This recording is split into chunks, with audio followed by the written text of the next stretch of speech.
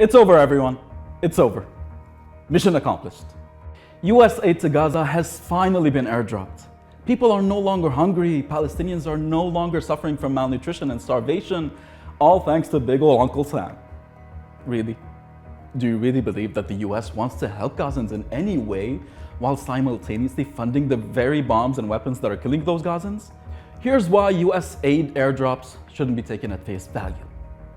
If anything, they're a testament to the US's failure and, in fact, their complete inability to pressure Israel to allow humanitarian aid trucks to go through.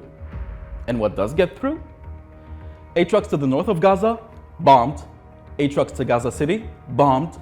Aid trucks entering Rafah. What aid trucks entering Rafah? They're all piled up on the border with Egypt, and Israel isn't allowing any of them in. Barely, actually. Even Israeli settlers protesting aid being delivered to starving people in Gaza are being given free rein by Israeli forces to bar aid trucks from entering, including US aid trucks. Even airdropping aid wouldn't amount to anything in terms of aid for Gaza.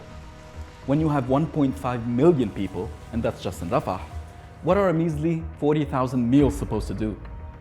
Gaza needs a minimum of 300 trucks filled to the brim with humanitarian aid for people to be able to survive.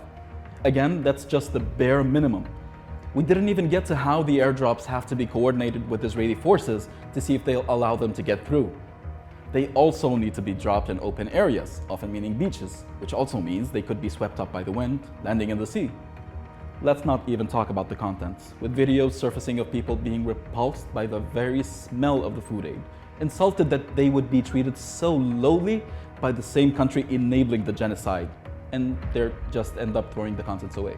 شوي وصلت المساعدات الأمريكية تمام يلي نزلنا من الجو أشياء يعني ليس لها علاقة بالأكل ريحتها كريهة جدا تمام هيها شوف علي أنا يعني ما قبلتش المساعدات جتنا من الجو من الأردن حقبلها من دولة شريكة تجويعنا وشريكة بهذه العبادة الجماعية.